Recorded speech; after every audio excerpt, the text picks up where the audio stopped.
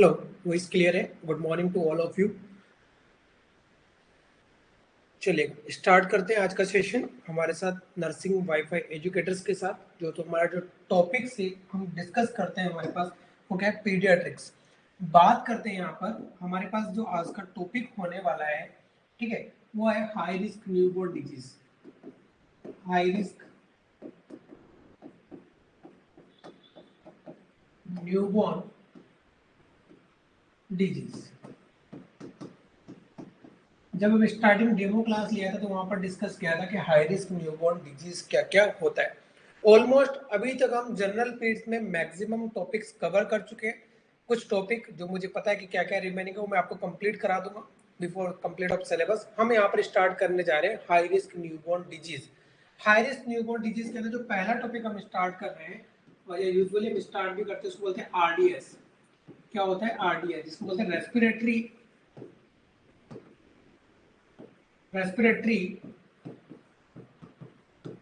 Distress syndrome. और इस बार जो हम पढ़ेंगे रेस्पिरेटरी डिस्ट्रेस सिंड्रोम वो काफी अलग से होगा और अच्छे से होगा। आपने देखा होगा। Good morning. चलेगा। रेस्पिरेटरी डिस्ट्रेस सिंड्रोम का ही दूसरा नाम क्या है? यहाँ पर अगर बात करें कि इसका अदर नेम किस नाम से जाना जाता है तो इसी को बोलते हैं यहाँ पर हाईलाइन मेम्ब्रेन डिजीज। आरडीएस के अलावा और दूसरा नाम क्या है इसका? Highline membrane disease. Highline membrane disease, ये शॉर्ट में बोलते हैं HMD। जैसे इसको आरडीएस बोलेंगे, इसको क्या बोल देंगे? HMD। नॉर्थ एक बार एग्जाम हुआ था ऋषिकेश एम्स का, वहां पर HMD के नाम से है और कोई इसका क्वेश्चन सोल्व नहीं कर पाया, समझ ही नहीं आया कि डिजीज क्या है। तो रेस्पिरेटरी डिस्ट्रेस सिंड्रोम या हाईलाइन मेम्ब्रेन डिजीज के बारे में हम क्या करेंगे यहाँ पर आज बात करेंगे। तो आप टॉपिक डाल लीजिए डिजीज का नाम क्या? RDS, respiratory distress syndrome. Topic क्या रहेगा हमारे पास? RDS, respiratory distress syndrome. ठीक है, ये डिस्कस करने वाले आज हमारे पास टॉपिक है रेस्पिरेटरी डिस्ट्रेस सिंड्रोम। चलेगा। देखो आरडीएस होता क्या है, बेसिकली आपको थोड़ा बहुत पता होगा कि आरडीएस होता क्या है। एक बेसिक पहले इंफॉर्मेशन ले लेते हैं कि आरडीएस होता क्या है। तो आरडीएस जो है मेनली जो प्रॉब्लम है वो किसका प्रॉब्लम है? अगर सिस्टम्स की बात करें, लंग्स का प्रॉब्लम है। लंग्स के अंदर भी किसका प्रॉब्लम है? एल्वियोलाई। एल्वियोलाई, ठीक है, एल्वियोलाई का प्रॉब्लम है। एल्वियोलाई के अंदर होता क्या है? ये हो जाती है कोलैप्स। क्या हो जाती है? कोलैप्स। और कोलैप्स क्यों होती है? एक चीज होती है इसके अंदर, इसको बोलते हैं लंग सर्फेक्टेंट, जिसकी वजह से डेफिशिएंसी ऑफ लंग्स सर्फेक्टेंट। तो फाइनली पहले समझिए कि क्या है जो रेस्पिरेटरी डिस्ट्रेस सिंड्रोम है। एक न्यूबॉर्न बेबी के आफ्टर बर्थ होने वाला एक डिसऑर्डर है, डिजीज है, जो कि मेनली किस सिस्टम में होता है? लंग्स के अंदर होता है। कहाँ होगा प्रॉब्लम? मेनली लंग्स के अंदर होगा। लंग्स के अंदर भी कौन सा पार्ट इन्वॉल्व होता है? तो लोअर रेस्पिरेटरी ट्रैक्ट इन्वॉल्व होता है। उसमें भी कौन सा पार्ट? आपका एल्वियोलाई इन्वॉल्वमेंट होता है। एल्वियोलाई के अंदर होता क्या है? तो एल्वियोलाई की वजह से कोलैप्स हो जाते हैं। कोलैप्स का मतलब चिपक जाते हैं। चिपक क्यों जाते हैं? तो due to deficiency of the lung surfactant. तो मेनली ये बात बोल सकते हैं, अगर किसी बच्चे के अंदर, किसी न्यूबॉर्न बेबी के अंदर लंग सर्फेक्टेंट की कमी है, ठीक है, लंग सर्फेक्टेंट जो क्या करते हैं? एल्वियोलाई को कोलैप्स होने से बचाते हैं। लंग सर्फेक्टेंट की कमी है तो उस बच्चे के अंदर क्या हो सकता है? आरडीएस हो सकता है या रेस्पिरेटरी डिस्ट्रेस सिंड्रोम हो सकता है। अब ये बात करेंगे कि मेनली लंग सर्फेक्टेंट होते क्या है। देखिएगा, पहले तो हमारे पास एक स्ट्रक्चर बेसिकली ये राइट डाउन कर लीजिएगा कि डिजीज का पैथोफिजियोलॉजी क्या है। आरडीएस क्या होता है? लंग्स के अंदर होता है। एल्वियोलाई उसमें इन्वॉल्वमेंट होता है। एल्वियोलाई का कोलैप्स होता है। और डेफिशिएंसी क्या होता है? मेन प्रॉब्लम क्या है? Deficiency of the lung surfactant. Lung surfactant की कमी होने की वजह से क्या देखने को मिलता है बच्चों के अंदर? आरडीएस देखने को मिलता है। इतना समझ में आया होगा। आप देखिएगा मेनली कि एल्वियोलाई लोअर रेस्पिरेटरी ट्रैक्ट, वहां से ब्रोंकियल्स, टर्मिनल ब्रोंकियल्स होते हैं, और टर्मिनल ब्रोंकियल से एक स्ट्रक्चर जुड़ी होती है जिसको बोलते हैं एल्वियोलाई, जो गैसियस एक्सचेंज करने का काम करती है। मान लीजिए हमारे पास क्या है? Alveoli.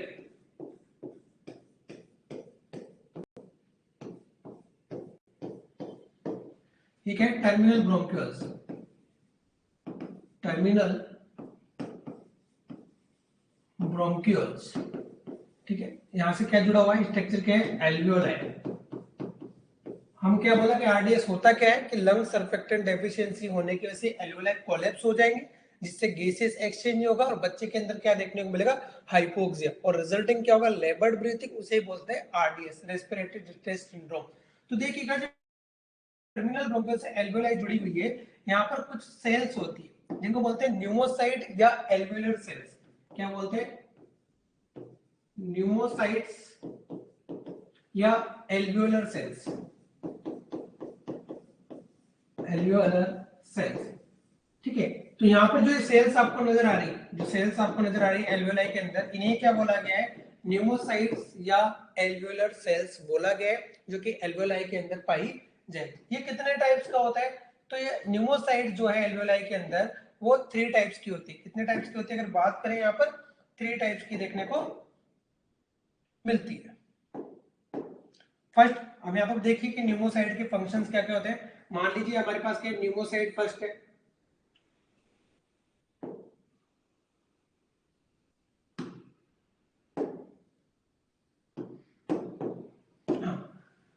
actually something is happening.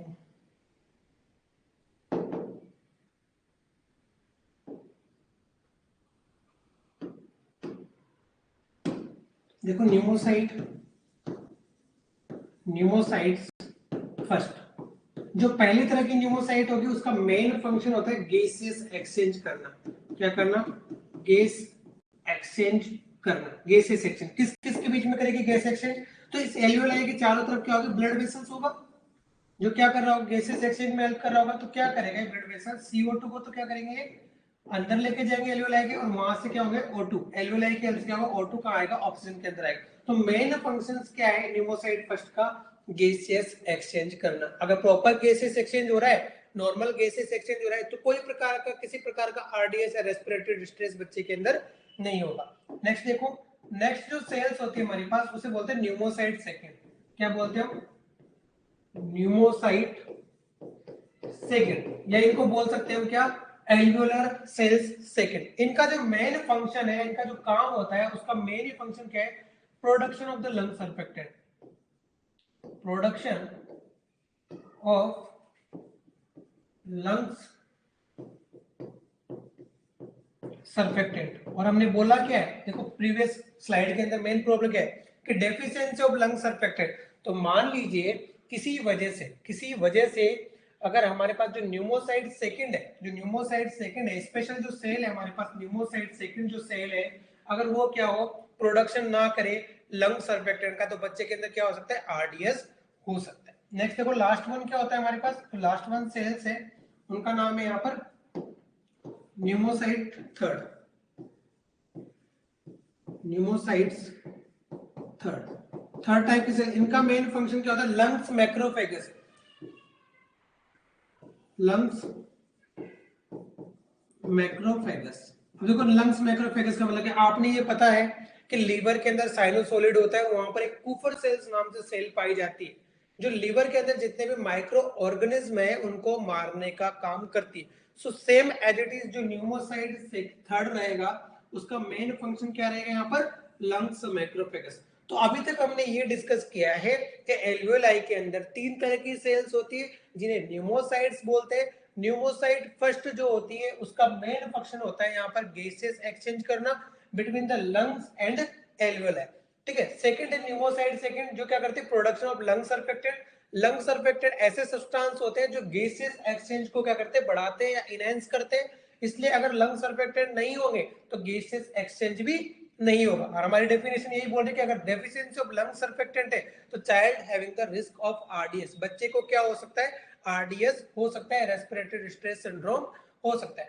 Third type की सेल्स होती है जिन्हें बोलते हैं यहाँ पर लंग्स मैक्रोफेगस या न्यूमोसाइट थर्ड, जो कि माइक्रो ऑर्गेनिज्म, एल्वेओलाई के अंदर जो भी माइक्रो ऑर्गेनिज्म है उनको मारने का क्या करेगी, काम करेगी। तो पहले ये डायग्राम बना लीजिए, फिर आगे चलते हैं इसी के अंदर, टॉपिक के अंदर डायग्राम बना लीजिए वाला।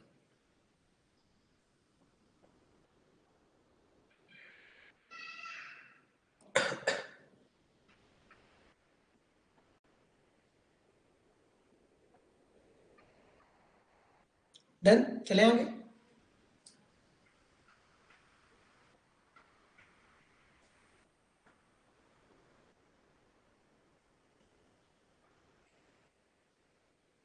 देखिएगा ये डायग्राम बना लीजिए आप। यहाँ पर हमने डिस्कस किया है कि यहाँ पर जो मेन प्रॉब्लम है आरडीएस का वो क्या है, डेफिशिएंसी ऑफ लंग सर्फेक्टेंट। इसके अलावा दो सेल्स होती है, न्यूमोसाइट फर्स्ट जो गैसेस एक्सचेंज करती है, न्यूमोसाइट थर्ड जो लंग्स मैक्रोफेगस का काम करती है। आई थिंक कंप्लीट है, आगे चलते हैं, है ना। बना लीजिए diagram.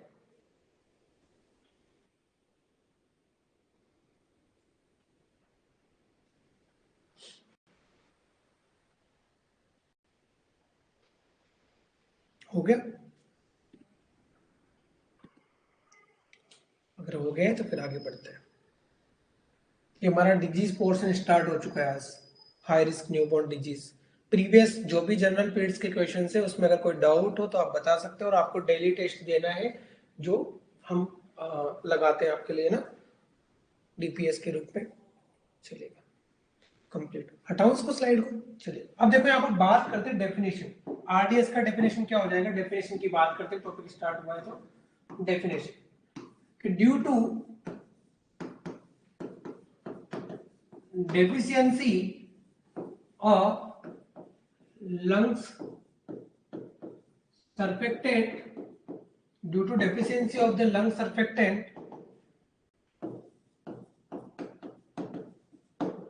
due to deficiency of lung surfactant, do not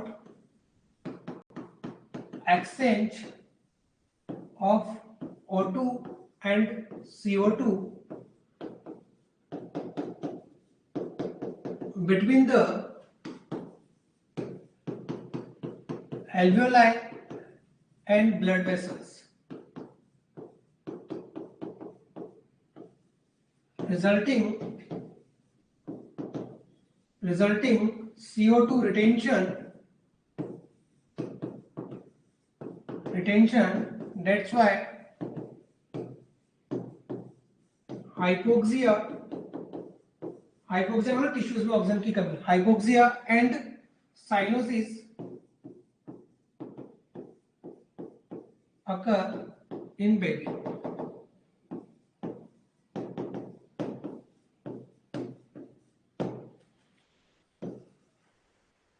Known as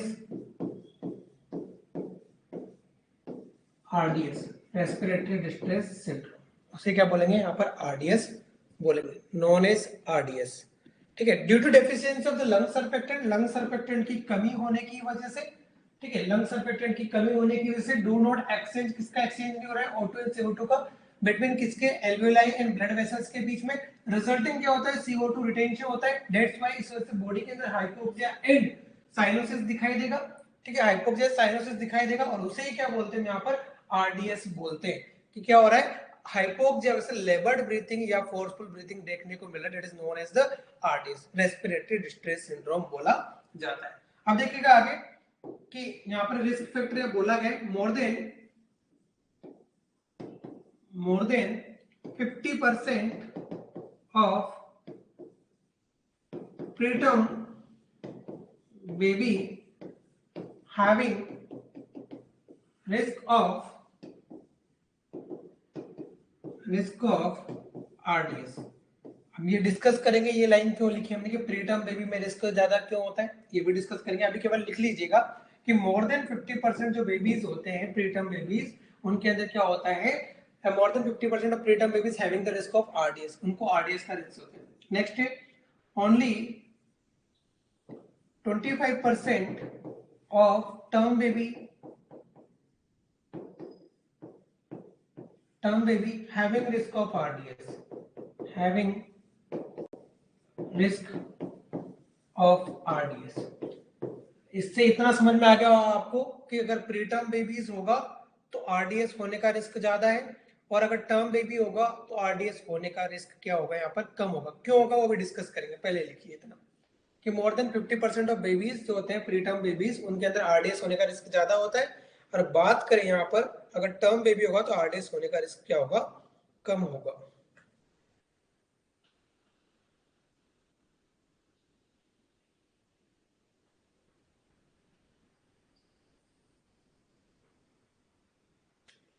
लिखा इतना। अब देखो वापस आते हैं यहाँ पर कि RDS हो रहा था उस चीज पे कि RDS क्यों हो रहा है, due to deficiency of the lung surfactant. Discuss करते हैं about the lung surfactant, lung surfactant होते क्या है। कैसे प्रोडक्शन होता क्या है, उसके बारे में डिस्कस करेंगे यहाँ पर लंग सर्फेक्टेंट के बारे में। ये डेफिनेशन होगा कि due to deficiency of the lung surfactant do not exchange of O2 CO2 between the alveoli and blood vessels resulting O2 retention. That's why the hypoxia and cyanosis occur in babies known as the RDS. More than 50% जो babies होते हैं they are having the risk preterm babies RDS होने का, और 25% risk किसके अंदर होता है टर्म बेबी के अंदर। चलिए टॉपिक डालेंगे यहाँ पर sorry types of pneumocyte. First topic इसके अंदर टाइप्स ऑफ न्यूमोसाइट्स, कितनी तरह की न्यूमोसाइट्स होती उनकी बात करेंगे। टाइप्स ऑफ न्यूमोसाइट, तो there is 3 types of pneumocyte, 3 types of pneumocytes in alveoli. Alveoli में कितने तरह के, 3 तरह की हमारे पास क्या होती है न्यूमोसाइट्स होती है ना। उसकी बात करें फर्स्ट, बोले टाइप फर्स्ट की बात करें, इनके फंक्शन भी लिखेंगे साइड में। न्यूमोसाइट बोल सकते हो या फिर क्या बोल सकते हो एल्वेओलर सेल बोल सकते हो। तो न्यूमोसाइट फर्स्ट, न्यूमोसाइट फर्स्ट होगी, इसका मेन फंक्शंस क्या होगा, अगर फंक्शंस की बात करें तो गैसियस एक्सचेंज, गैसियस एक्सचेंज कहां between the blood and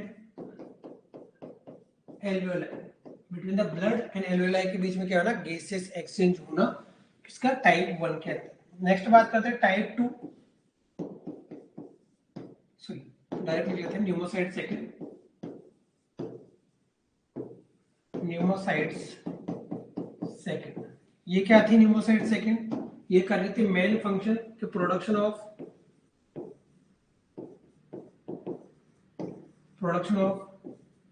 lungs surfactant, production of the lung surfactant. Third था हमारे पास, थर्ड का फंक्शन न्यूमोसाइट्स थर्ड, जो न्यूमोसाइट थर्ड थी उसका काम था lungs macrophages, lungs macrophages. Lungs macrophages का मतलब किल द माइक्रो ऑर्गेनिज्म। क्या करेगा ये, अगर बात करें कि kill the micro organism, kill micro organism, micro organism को क्या करेंगे किल करेंगे, किल द माइक्रोऑर्गेनिज्म लिखिएगा इतना। There are 3 types of the pneumocyte in alveoli, pneumocyte first, pneumocyte second, pneumocyte third। First का काम हो गया gaseous exchange between the blood and alveoli, second हो गया हमारे पास production of the lung surfactant, third one हो गया हमारे पास लंग्स मैक्रोफेगस।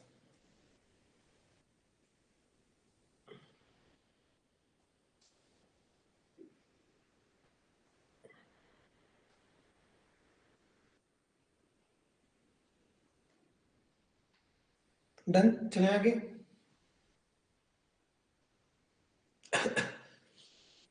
चलेगा नेक्स्ट देखो लंग्स सर्फेक्टेंट। ये तो बात होगी न्यूमोसाइट्स होती है ना। अब बात करेंगे लंग सर्फेक्टेंट क्या होते हैं। लंग सर्फेक्टेंट हमारे पास होते क्या, उनकी बात करते हैं। चलेगा लंग सर्फेक्टेंट, टॉपिक डाल लीजिएगा लंग्स सर्फेक्टेंट। अगर लंग सर्फेक्टेंट की बात करें, ठीक है, कौन प्रोडक्शन करा रहा था, प्रोडक्शन कौन करा रहा है इनका, production by pneumocytes sites second. कैसे कराती है न्यूमोसाइट सेकंड, कैसे प्रोडक्शन कराती है, तो ये क्या होती है स्टिमुलेटेड होती है बाय द कोर्टिकोस्टेरॉइड हार्मोन। ठीक है, स्टिमुलेटेड बाय कोर्टिकोस्टेरॉइड हार्मोन, और हार्मोन का नाम है कोर्टिसोल। अब देखो अगर किसी मदर के अंदर एड्रिनल ग्लैंड का प्रॉब्लम है या कोर्टिसोल हार्मोन रिलीज नहीं हो रहा है, जैसे कि डायबिटीज मेलाइटस हो गया, उसके अंदर भी प्रॉब्लम्स आती है। ठीक है, फेटल कंजेनिटल अबनॉर्मलिटी है, फेटल अल्कोहलिक सिंड्रोम्स हो गया, तो इनके अंदर भी क्या होते हैं, और भी कॉजेज हो सकते हैं, पर एक कॉज ये है कि अगर किसी मदर के अंदर या किसी बेबी के अंदर कोर्टिसोन हार्मोन की कमी है तो न्यूमोसाइड सेकंड क्या प्रोडक्शन नहीं कराएगी, लंग सर्फेक्टेंट। और हमने बोला कि लंग सर्फेक्टेंट अगर डेफिशिएट होते तो बच्चे के अंदर क्या हो जाता है, यहाँ पर बात करें आरडीएस डेवलप हो जाता है। तो पहले प्रोडक्शन ऑफ द न्यूमोसाइड सेकंड क्या कराती है, लंग सर्फेक्टेंट को, जो कि स्टिमुलेटेड होती है बाय द कोर्टिकोस्टेरॉइड हार्मोन, और रेस्पॉन्सिबल कौन सा था, कोर्टिसोन। आगे देखिएगा, इसके बाद आगे बात करते हैं types of lung surfactant. Types of lungs surfactant. Lung surfactant के टाइप्स क्या होते हैं, तो टू टाइप्स के होते हैं लंग सर्फेक्टेंट, टू टाइप्स के होते हैं। फर्स्ट वन होता है लेसिथिन, पहला अगर बात करें फर्स्ट वन लेसिथिन, और सेकंड होता है स्पिंगोमाइलिन। फर्स्ट वन लेसिथिन, सेकंड है स्पिंगोमाइलिन। आरआरबी 2018 जो एग्जाम हुआ था, पूछा गया कि लंग सर्फेक्टेंट किसके बने होते हैं, ठीक है, तो made up of phospholipid,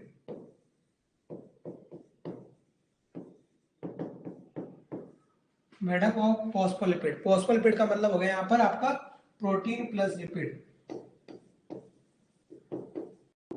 protein plus lipids कि क्या होते हैं, बने होते हैं। क्वेश्चन है किसका, आरआरबी में पूछा गया है एग्जाम के अंदर कि किसके बने होते हैं, प्रोटीन प्लस लिपिड के बने होते हैं। इंपॉर्टेंट मार्क कर लीजिएगा। इतना क्लियर हुआ, कोई डाउट है, कोई भी डाउट या कोई भी प्रीवियस क्वेश्चंस आपका यहाँ पर अब पीडिया के अंदर तो नहीं छूटेगा, और सभी सब्जेक्ट के अंदर नहीं छूटेगा।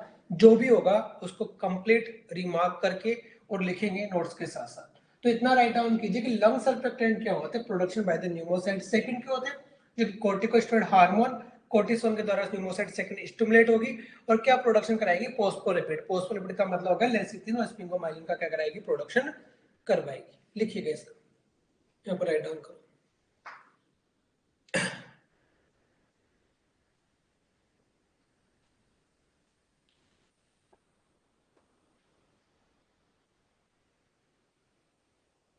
चले आगे, चलेगा, लिखा होगा, आगे चलेगा। आगे बात करते हैं यहाँ पर production of the lung surfactant, कब कब प्रोडक्शन स्टार्ट होता है।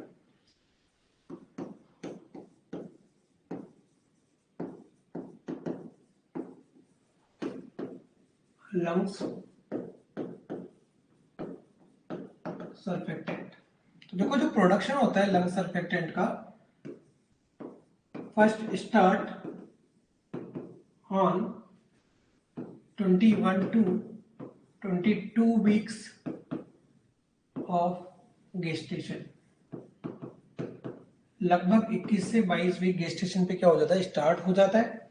बात करें यहाँ पर कि यहाँ पर लेसिथिन और स्पिंगोमाइलिन रेशो जो रहेगा 21 से 22 वीक्स में, उसमें लेसिथिन क्या रहेगा, कम रहेगा, और स्पिंगोमाइलिन ज्यादा रहेगा। मैक्सिमम प्रोडक्शन है, इसको क्या बोलते हैं, मैक्सिमम प्रोडक्शन, मैक्सिमम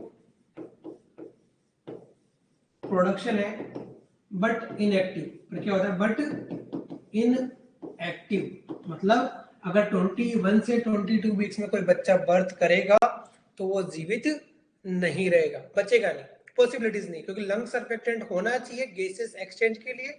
अगर लंग सर्फेक्टेंट प्रोडक्शन स्टार्ट भी हुआ है तब भी क्या है, मैक्सिमम प्रोडक्शन है, पर एक्टिव नहीं है। एक्टिव कब बोला जाता है, जब लेसिथिन ज्यादा हो और स्पिंगोमाइलिन कम हो, ठीक है, अपोजिट रेशियो 2:1 हो, तब क्या बोलेंगे यहाँ पर, इसको एक्टिव फॉर्म माना जाएगा। क्लियर, चले आगे नेक्स्ट देखिएगा।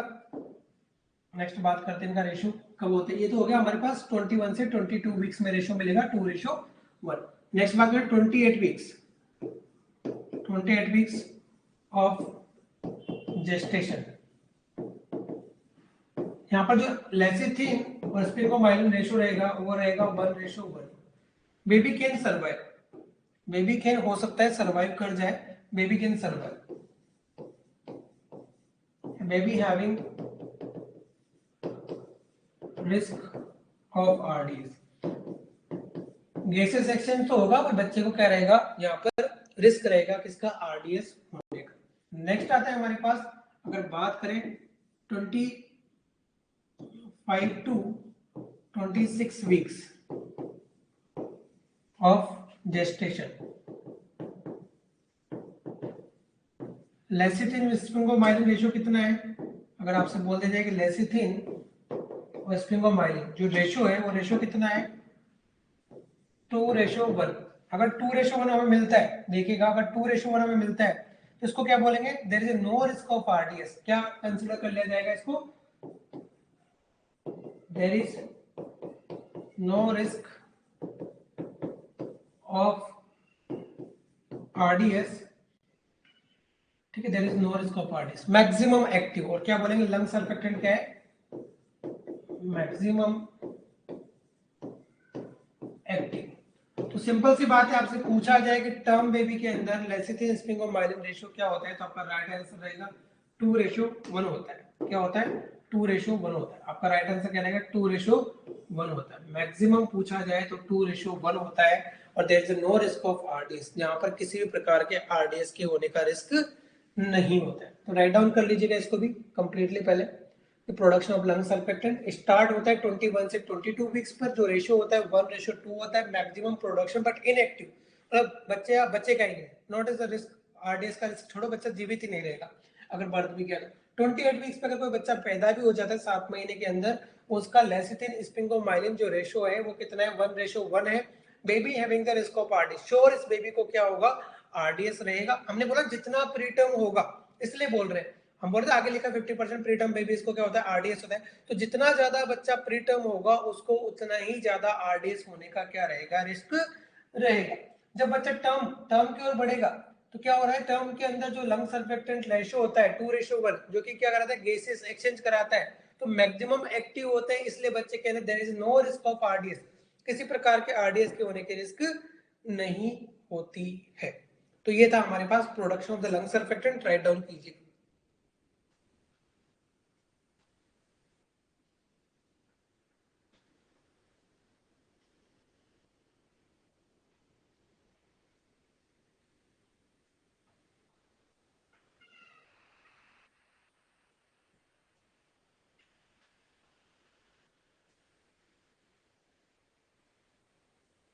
ओके, चलिए ना, okay, thank you.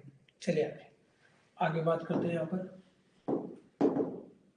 Next one है यहाँ पर functions of lung surfactant.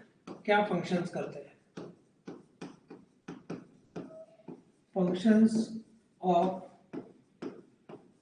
Lungs surfactant. तो फर्स्ट वन तो यहाँ पर है टू एनहांस, एनहांस का मतलब बढ़ाना, to enhance the gaseous exchange. Gaseous exchange को कौन बढ़ाता है, कौन फैसिलिटेट करता है, तो लंग सर्फेक्टेंट। सेकंड है prevent of, prevention of alveoli collapse. Alveoli को कोलैप्स होने से बचाते हैं, कोलैप्स होने से बचाते हैं। अगर ये नहीं होंगे तो एल्वेलाई क्या होगा, प्रेशर कम हो जाएगा और कोलैप्स हो जाएगा। थर्ड वन है to maintain the lungs compliance, to maintain lungs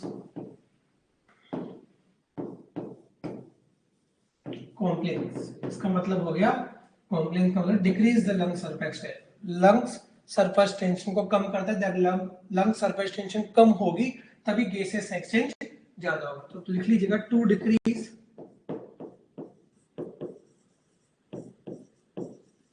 lungs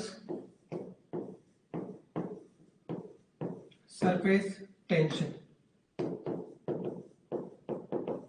जब लंग सरफेस टेंशन कम होती है तो क्या होता है, गैसेस एक्सचेंज क्या होता है, इंक्रीज हो जाता है। तो मेनली जो लंग सर्फेक्टेंट है उनका काम क्या होता है, पहला तो गैसेस एक्सचेंज, जो न्यूमोसाइड फर्स्ट गैसेस एक्सचेंज करा रही है उसको एनहेंस कराना। सेकंड बात करें कि जो एल्वेलाई कोलैप्स है तो अंदर क्या रहता है, प्रेशर मेंटेन करके रखता है, और लंग्स कॉम्प्लियंस को कम करता है, that means decrease the surface tension. जब सरफेस टेंशन कम होती है तो गैसेस एक्सचेंज क्या होता है, ज्यादा होता है या बढ़ जाता है, लिखिएगा।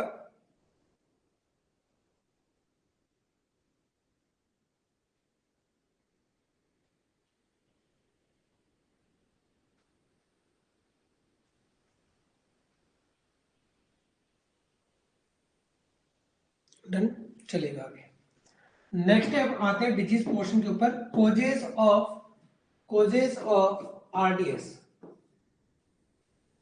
Causes of RDS, respiratory distress syndrome होने की कोज। ठीक है, तो यहाँ पर दो चीजों में डिवाइड कर लेते हैं उनको, पल्मोनरी कोज और नॉन पल्मोनरी कोज। पल्मोनरी और नॉन पल्मोनरी। अब पल्मोनरी कोजेस में क्या क्या रहेगा, तो पहला तो हम बात कर लेते हैं यहाँ पर पल्मोनरी के लंग्स के अंदर इशू या लंग सर्फेक्टेंट कम होने की वजह से, बोल सकते हैं यहाँ पर due to decrease lungs surfactant. अब किस किस केस में सर्फेक्टेंट कम हो सकते हैं, देखो लो बर्थ वेट, एलबीडब्ल्यू बच्चे के अंदर कम होते हैं। Next intra uterine growth retardation child के अंदर क्या होंगे, कम होंगे। नेक्स्ट प्रीटर्म, प्रीटर्म बेबीज के अंदर कम होंगे। ये तो क्या हो रहा है, लंग्स से रिलेटेड। नेक्स्ट बात करें मिकोनियम एस्पिरेशन, मिकोनियम एस्पिरेशन जो किस बेबी में होगा, पोस्टर्म बेबी के अंदर, ये भी डिस्कस करूंगा मैं, पढ़ाऊंगा आपको। ठीक है, पोस्टर्म बेबी के अंदर होगा। ये कौन से कॉजेज है, सारे पल्मोनरी, कि लंग सर्फेक्टेंट कम होने की वजह से। लो बर्थ वेट बेबी में क्या होगा, लंग सर्फेक्टेंट कम होगा, इंट्रा यूट्राइन ग्रोथ रिटार्डेशन होगा, कम होगा, प्रीटर्म बेबी से कम होगा। नेक्स्ट बात करें यहाँ पर कि हमारे पास अगर मिकोनियम एस्पिरेशन हुआ है, मिकोनियम एस्पिरेशन की कोई बच्चा लेट टर्म डिलीवरी हो रहा है, 42 वीक्स के बाद अगर बेबी बर्थ हो रहा है, तो मोस्ट ऑफ बच्चे क्या होते हैं वहां पर आपके एमनियोटिक फ्लूइड के अंदर स्टूल पास आउट कर देते हैं। और स्टूल पास आउट करने की वजह से ही क्या होगा कि हमें पता है कि बच्चा 12 वीक से सोलोविंग स्टार्ट करता है एमनियोटिक फ्लूइड का, तो जो मिकोनियम है उसको भी सोलो कर जाएगा, और सोलो करने के साथ लंग सर्फेक्टेंट है उनका क्या हो जाएगा, डिस्ट्रक्शन हो जाएगा। तो ये सब किस कोज में आएंगे, यहाँ पर पल्मोनरी कोजेस के अंदर आपके रहेंगे। और देखिएगा, और बात करें यहाँ पर congenital abnormality, congenital abnormalities, just like example था ट्रेकियोइसोफेजल फिस्टुला, टीईएफ, इसके अंदर भी होता है, आराम से आरडीएस देखने को मिलेगा। ठीक है, ट्रेकियोइसोफेजल फिस्टुला हो गया आपका, GDM mother child, gestational diabetes mellitus, इसके अंदर भी देखने को मिलता है, और ये इसमें नॉन पल्मोनरी कोजेस में आएगा आपका। यहाँ पर ट्रेकियोइसोफेजल फिस्टुला हो गया, या फिर आपका बात करें यहाँ पर डायफ्राग्मेटिक हर्निया, कंजेनाइटल, नीचे लिख लेते हैं, यहाँ पर देखिए और भी अबनॉर्मलिटी के अंदर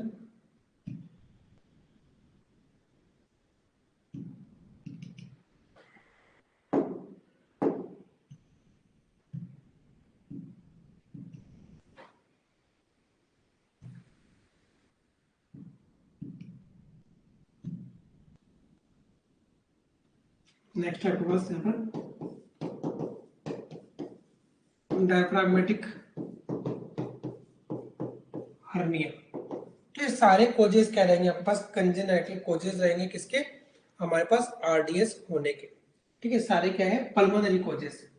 और लास्ट वन होता है ट्रांसिएंट टेकिकार्डिया, ट्रांसिएंट टेकिकार्डिया मतलब ट्रांसिएंट टेकिकार्डिया मतलब शॉर्ट पीरियड ऑफ टाइम के लिए क्या है, हार्ट रेट कितना है, more than 200 beat per minute है, तो किसके अंदर आता है, ट्रांसिएंट टेकिकार्डिया के अंदर होता है। तो पहले आप पल्मोनरी कोजेस लिख लो कि पल्मोनरी कोजेस क्या क्या होते हैं, फिर नॉन पल्मोनरी कोजेस हम यहाँ पर मेंशन करेंगे, लिखिएगा इसको।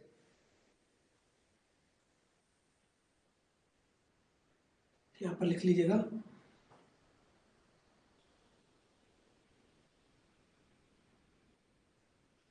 लिखा, I don't care. Non pulmonary causes की बात करें तो यहाँ पर हो गया आपका कंजेस्टिव हार्ट फेलियर, अगर क्या है बच्चे को कंजेस्टिव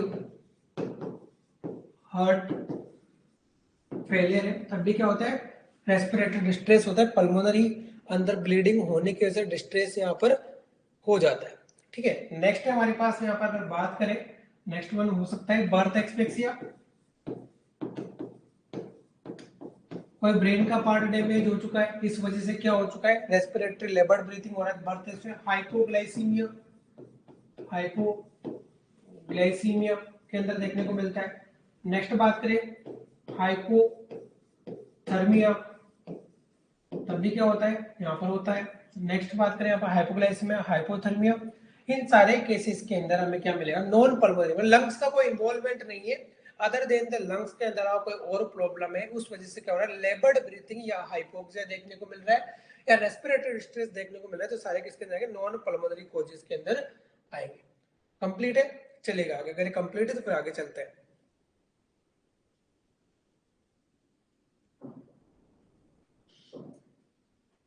डन, चलिए अब देखो फीचर्स। अब यहाँ पे एक क्वेश्चन कर लिया जाए, मेनली आपसे पूछा जाए कि प्रीटर्म बेबीज के अंदर मोस्ट कॉमन प्रॉब्लम क्या होगा। हमने बोला कि प्रीटर्म बेबीज का मोस्ट कॉमन जो डेथ होता है वो तो या तो प्रीमेच्योरिटी या बर्थ एक्सपेक्टेंसी के वजह से है, पर पूछा जाए कि प्रीटर्म बेबीज है उनके अंदर मोस्ट कॉमन प्रॉब्लम क्या होता है, तो आपका राइट आंसर रहेगा आरडीएस। ठीक है, मोस्ट कॉमन क्वेश्चन के रूप में लिखा देता हूं, most common problem in preterm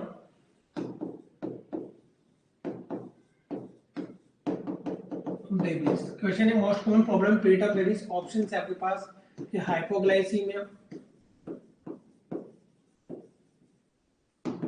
B रहेगा आपके पास नियोनेटल जॉन्डिस, ऐसा लगा सब चीजें होती है, बट आपको राइट आंसर क्या करना है यहाँ पर, हाइपो कैल्सिमिया, डी है पर आपके पास आरडीएस, रेस्पिरेटरी डिस्ट्रेस सिंड्रोम। तो मोस्ट कॉमन जो प्रॉब्लम होगी वो ड्यू टू लंग सर्फेक्टेंट कम होने के से क्या होगा, आरडीएस।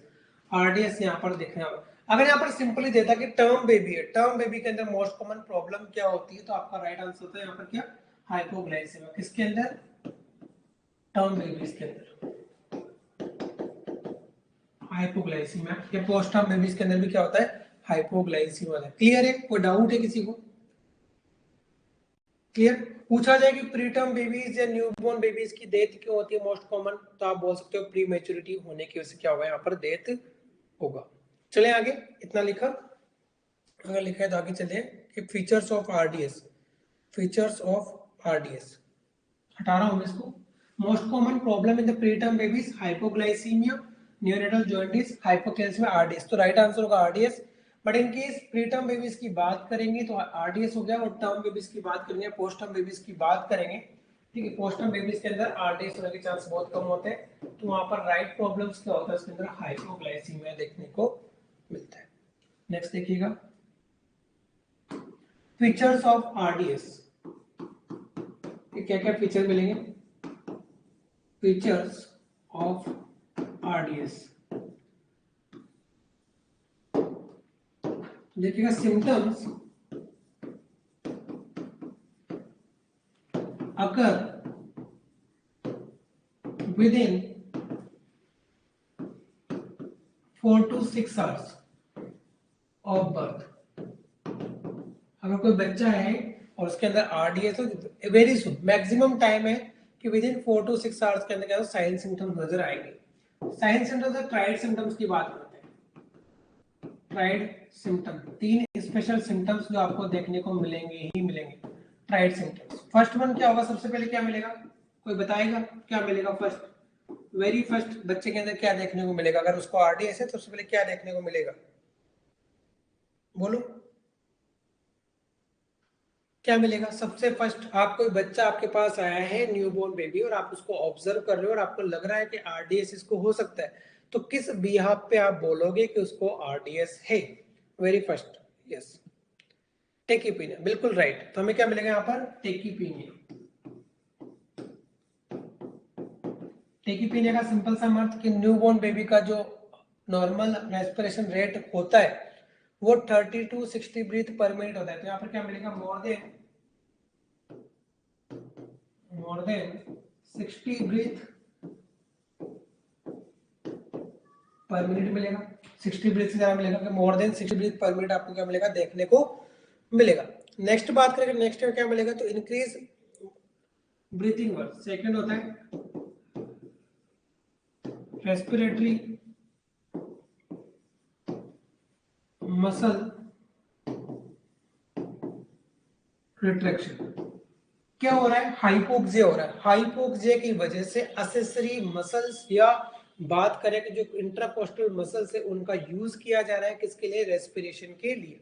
तो वहां पर क्या होगा? Respiratory muscle retraction due to the heavy work of respiration, due to increase load of respiration. तो बेसिकली जो रेस्पिरेटरी मसल रिट्रैक्शंस होता है, यहाँ पर तीन तरह के मसल्स का रिट्रैक्शंस होता है। ठीक है, क्या होता है? तीन तरह के मसल्स का रिट्रैक्शन होता है। पहला था सुप्राकोस्टल, सुप्राकोस्टल मसल रिट्रैक्शन। सेकंड होता है इंट्राकोस्टल, सॉरी हाँ, इंट्राकोस्टल, और लास्ट है इंफ्राकोस्टल। अच्छे से लिखना आप लोग, इंफ्राकोस्टल। अगर आपसे पूछा जाए कि आरडीएस के अंदर सबसे पहले, वेरी फर्स्ट, सबसे पहले किस मसल का रिट्रैक्शन होगा इस मसल्स में से, तो आपका राइट आंसर होगा सुप्राकोस्टल मसल्स। मोस्ट कॉमन या first, very first muscle retraction, ये क्या होगा? Most common muscle retraction. तो एग्जाम में बस छोटी छोटी चीजें पूछी जाती है। आपको ये तो पता है कि रेस्पिरेटरी मसल रिट्रैक्शन होता है, उसमें सबसे पहले कौन सा होगा? सुप्राकोस्टल। सुप्राकोस्टल मसल रिट्रैक्शन होने की वजह से जो चेस्ट है ऊपर की साइड, सबसे पहले ऊपर की चेस्ट की मसल्स क्या होगी? यहाँ पर रिट्रैक्शन होगा या खिंचाव होगा उनके अंदर। तो यहाँ पर क्या हो जाएगा? जस्ट लाइक बेल, इसलिए बोलते हैं बेल शेप्ड एक्स-रे, कि जो लंग्स है वो इस प्रकार से दिखाई देगा कि सबसे पहले सुप्राकोस्टल का क्या हो गया? रिट्रैक्शंस हो गया या खिंचाव हो गया उनके अंदर। इस वजह से क्या हो रहा है? बेल शेप्ड एक्सरे दिखाई दे रहा है। कैसे दिखाई देता है? बेल शेप्ड एक्सरे, ऐसे बोलते हैं ग्राउंड ग्लास अपीयरेंस। क्या बोलते हैं? Ground glass appearance. तो फर्स्ट जो हमारे पास हो गया कि टेकीपीनिया होगा, सेकंड हो गया कि रेस्पिरेटरी मसल रिट्रैक्शन होगा, थर्ड वन है हमारे पास यहाँ पर ग्रंटिंग साउंड, जो कि होता है एक्सपिरेटरी ग्रंटिंग साउंड। लिखा है, चले आगे।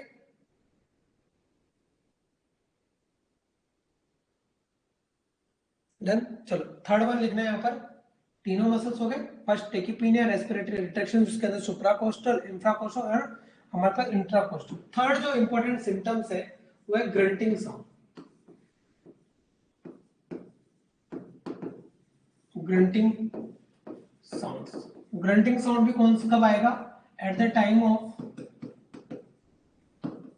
At the time of expiration, जब क्या करेगा? CO2 फोर्सफुली, क्या होता है हमारे अंदर, क्या है वहां पर? CO2 रिटेंशन हो रहा है। प्रॉब्लम क्या हो रहा है कि बच्चा क्या है, देखो मेनली आरडीएस के अंदर जो प्रॉब्लम है वो CO2 रिटेंशन होने की वजह से बॉडी के अंदर क्या हो चुका है? हाइपोक्सिया हो चुका है, और बच्चा क्या हो रहा है? साइनोज्ड हो रहा है। अब उस फोर्सफुली उस CO2 को बाहर निकालने के लिए बॉडी कंपनसेट ट्राई कर रही है। तो पहला तो बॉडी ने क्या करा? टेकीपीनिया कर लिया, अपने आप में रेस्पिरेटरी रेट को बढ़ा लिया कि ज्यादा CO2 बाहर निकले। सेकंड, कि नॉर्मल रेस्पिरेशन से नहीं निकल रहा है तो असेसरी मसल्स का यूज कर रहा है और उसको बाहर निकालने का ट्राई कर रहा है। थर्ड वन है ग्रंटिंग साउंड, कि एट द टाइम जब फोर्सफुली एक्सपिरेशन किया जाता है तो एक्सपिरेशन के टाइम पे जब ग्लोटिस क्लोज होगा, सडनली क्लोज होगा, तो जो साउंड आएगा उसको बोलेंगे यहाँ पर ग्रंटिंग साउंड। ड्यू टू, क्यों सुनाई दे? ड्यू टू सडन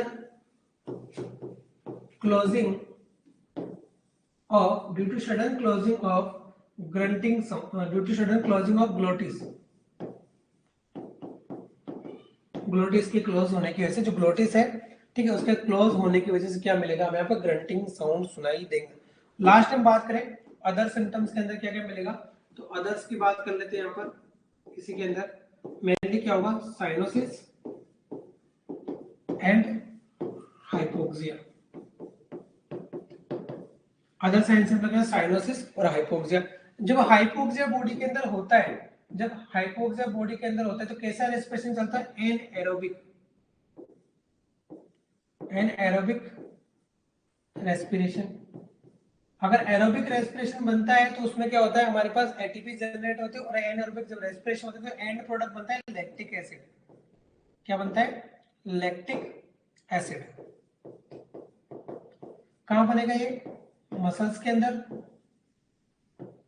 मसल्स में क्या हो जाएगा, फटिग, या मतलब मसल्स क्या होगी, लेथार्जिक। तो हाइपोटोनिया भी देखने को मिलेगा बच्चे के अंदर, लेथार्जिक। इतना लिखिएगा, यहां तक राइट डाउन कीजिए।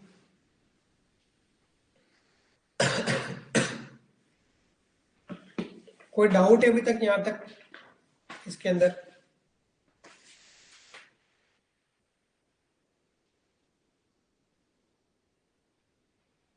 लिखा,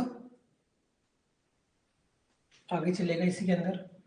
अगर राइट डाउन किया, हाइपोक्सिया हो रहा है बॉडी के अंदर, लेथार्जिक हो रहा है, लेथार्जिक की वजह से क्या होगा, अगर यहाँ पर बात करें आगे, हाइपोटोनिया, हाइपोटोनिया। तो इस हाइपोटोनिया का जो पोजीशन बनता है, बेबी का पोजीशन बनता है, ठीक है, उस पोजीशन को क्या बोलते हैं हम, frog legged appearance, frog legged appearance.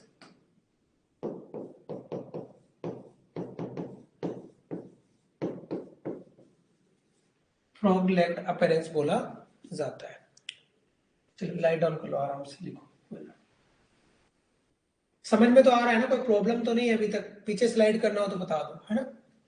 I think कोई डाउट नहीं रहेगा, फिर भी अगर कोई डाउट है तो आप पूछ सकते हो, रोक सकते हो बीच में।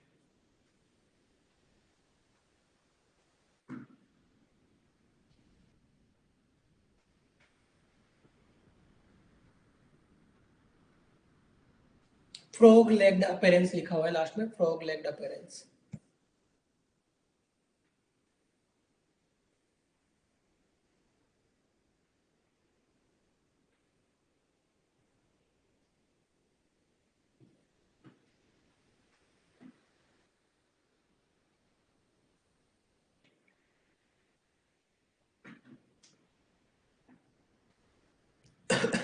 चलिए आगे साइन सिम्टम्स के अंदर की बात करते हैं कि अगर हम क्या करें, जनरली बच्चों के अंदर क्या करते हैं, जब हम एबीजी, ये तो होगी बात, अब क्या करते हैं बच्चों के अंदर एबीजी, तो एबीजी नहीं करते हैं बच्चों के अंदर, क्या करते हैं अगर बात करें वीबीसी, वीनस ब्लड गैस एनालिसिस, किसके अंदर, चिल्ड्रंस के अंदर। न्यूबॉर्न बात कर लेते हैं, न्यूबॉर्न और इन्फेंट के अंदर क्या करते हैं, वीबीसी करते हैं। वीबीसी करने के लिए हमारे पास जो सिरिंज चाहिए वो कितना होना चाहिए, 1 ml, ठीक है। क्या होना चाहिए, हेपेराइज, आप सबको पता है हेपेराइज्ड, ताकि वैल्यू के अंदर कोई चेंजेस ना हो, या हेपेरिन वॉश भी लिख सकते हो, हेपेरिन वॉश। सिरिंज होना चाहिए, सैंपल अमाउंट कितना होना चाहिए, 0.2 ml मिनिमम होना चाहिए, मैक्सिमम 0.5 ml हो सकता है रीडिंग के लिए, ठीक है। जब हम वीबीजी करेंगे तो वीबीजी करते कहां से, उसकी भी बात कर लेते हैं, कहां से करते वीबीजी। तो वीबीजी करते हैं यहाँ पे हील पार्ट से। सैंपल कहां से लेंगे, अगर सैंपल की बात करें तो sample drawing from the heel part, blood sample या ब्लड कहां से लेंगे, हील, हील से लेंगे। तो रिजल्ट मिलेंगे हमें, जो रिजल्ट्स मिलेंगे यहाँ पर बीबीजी के अंदर, रिजल्टिंग जो हमें मिलेगा, क्या हो रहा है यहाँ पर, CO2 रिटेंशन हो रहा है, क्या बोल सकते हैं, CO2 रिटेंशन, ये इंक्रीज, क्या होगा, PCO2 क्या होगा, इंक्रीज होगा ड्यू टू रिटेंशन। और PCO2 इंक्रीज होगा तो क्या बोलेंगे इसको, रेस्पिरेटरी कोज है, तो एसिडोसिस बोलेंगे या एल्केलोसिस बोलेंगे, एनीवन, कोई भी। इसको एसिडोसिस बोले या एल्केलोसिस बोले, CO2 रिटेंशन हो रहा है, एबीजी एनालिसिस पढ़ेंगे हम आगे। तो जब CO2 रिटेंशन हो रहा है बॉडी के अंदर, तो इसे क्या बोल देंगे यहाँ पर, रेस्पिरेटरी एसिडोसिस, के एसिड का फॉर्म है SC3 क्या होगा, बनेगा यहाँ पर रेस्पिरेटरी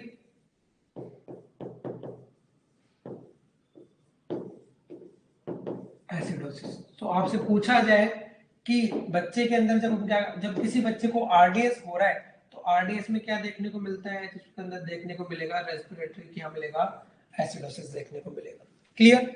अगर पूछा जाए कि हम बच्चे को वीबीसी नहीं करते, एबीसी मैंने क्लोज लगा दिया कि एबीसी नहीं करते, क्या करते हैं, वीबीसी यहाँ पर परफॉर्म करते हैं न्यूबॉर्न बेबी के, जिसमें 1 ml हेपेराइज वॉश सिरिंज लेते हैं, 0.2 से लेकर 0.5 ml ब्लड सैंपल लेंगे, कहां से लेंगे, हील पार्ट, वहां पर कैपिलरी ब्लड होता है। रिजल्टिंग क्या मिलेगा कि PCO2 इंक्रीज में देखने को मिलेगा, किसके अंदर, ब्लड के अंदर। CO2 रेस्पिरेटरी डिस्ट्रेस के CO2 रिटेंशन हो रहा है बॉडी के अंदर, ब्लड के अंदर, और क्या होगा, इसे क्या बोलेंगे, रेस्पिरेटरी एसिडोसिस यहाँ पर बोलेंगे।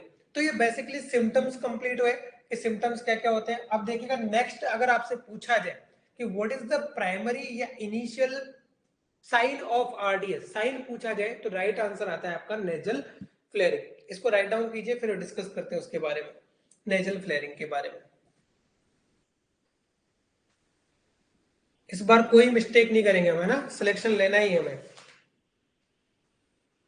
पढ़ना ज्यादा पढ़े चाहे हमें पर सिलेक्शन होना चाहिए, चलेगा। हो गया होगा। आगे देखो, अब यहाँ पर बात करते हैं साइन, डबल स्टार करके लिखना, क्वेश्चन आया हुआ एग्जाम में, first sign of RDS.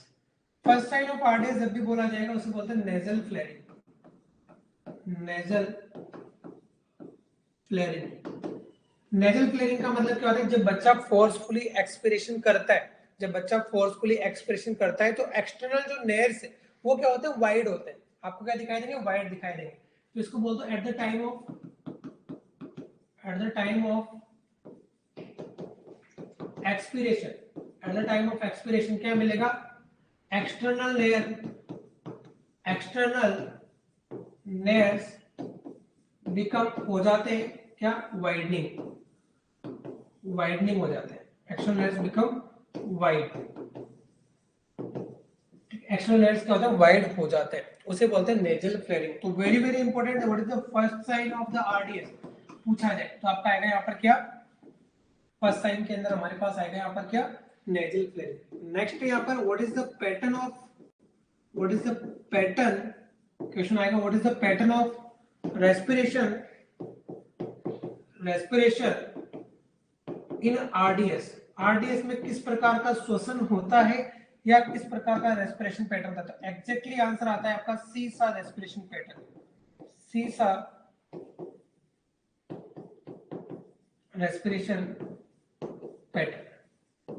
Normally जो हमारे पास हम न्यूबॉर्न बेबी का रेस्पिरेशन पढ़ते हैं वो किस प्रकार का होता है, डायफ्राग्मेटिक। डायफ्राग्मेटिक का मतलब है कि abdomen and chest moving together क्या करते हैं, राइज करते हैं।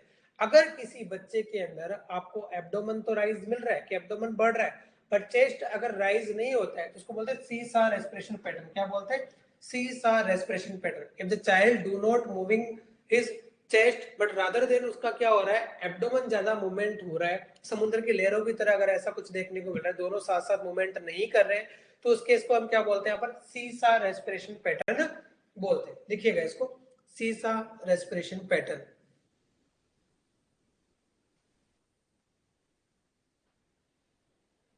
सी सा रेस्पिरेशन पैटर्न।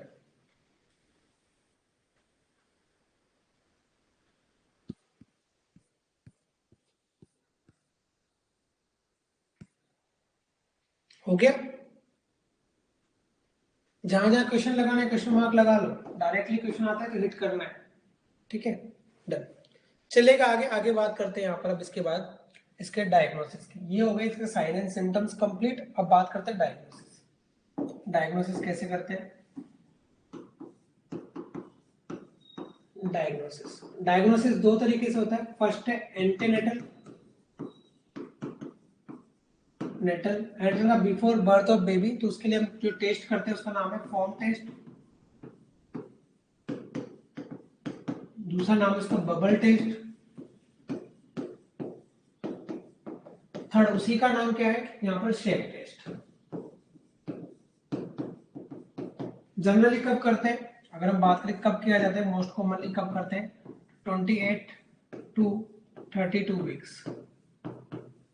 किस केस में करेंगे, when having risk of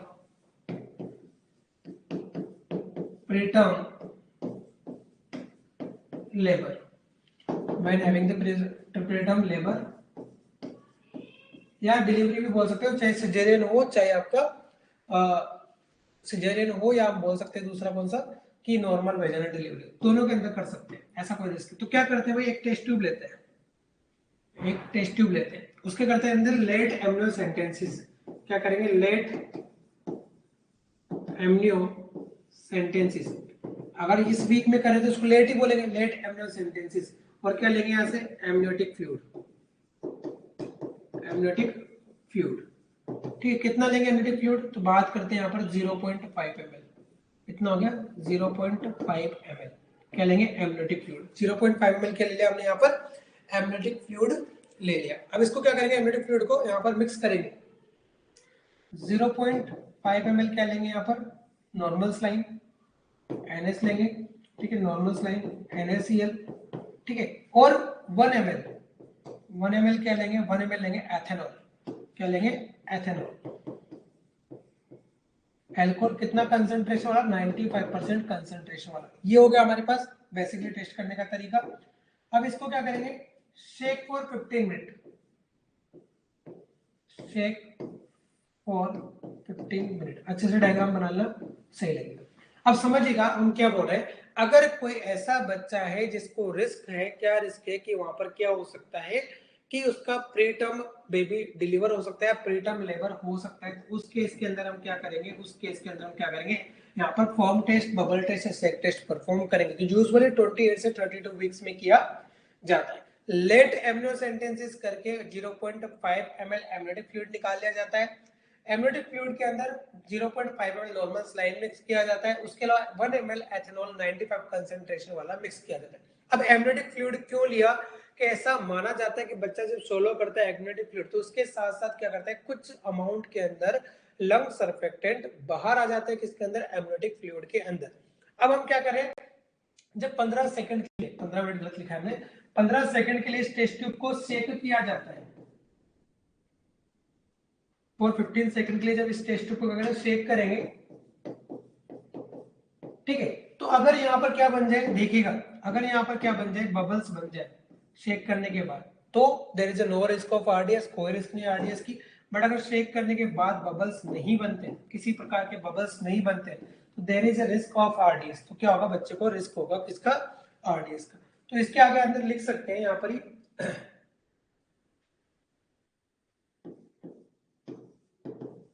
after shake of test tube, shake of test tube for 15 second. 15 second का शेक किया हमने बात, उसके बाद रिजल्ट क्या मिलेगा, रिजल्ट्स की बात करें तो दो रिजल्ट मिलेंगे हमें। पहला रिजल्ट तो होगा क्या, ये बबल प्रेजेंट, क्या होगा भाई, देखिएगा, if bubble present on test tube, अगर बबल बन जाते हैं, there is no risk of RDS, no risk of RDS. क्या बोलेंगे इसको, sufficient lung surfactant, sufficient lungs surfactant है, ठीक है। अगर बबल्स बन जाते हैं, if the bubble is present, that means झाग बन जाते हैं या फोम बन जाता है, तो वहां पर सफिशिएंट अमाउंट में क्या है, लंग सर्फेक्टेंट है। इफ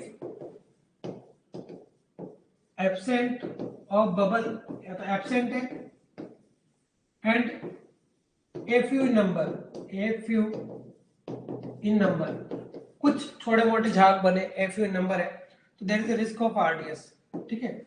यहाँ पर क्या होगा, रिस्क ऑफ आरडीएस कि उसको रेस्पिरेटरी डिस्ट्रेस सिंड्रोम होगा। और क्या बोलेंगे, लंग इमेच्योर या insufficient amount of lung surfactant, insufficient amount of lungs surfactant. क्या है, इनसफिशिएंट अमाउंट में क्या है, लंग सर्फेक्टेंट है।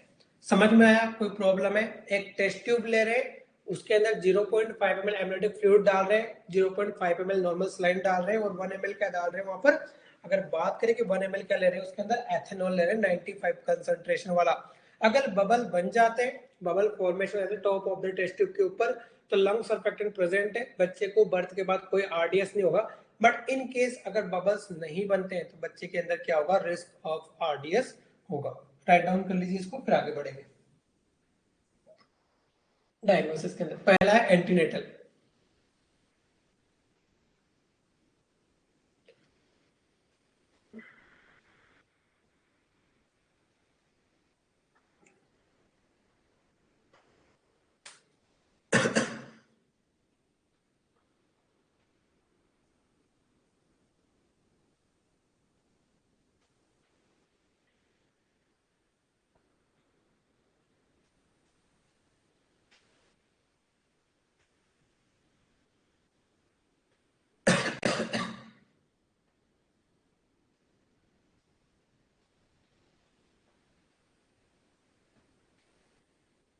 बनाया।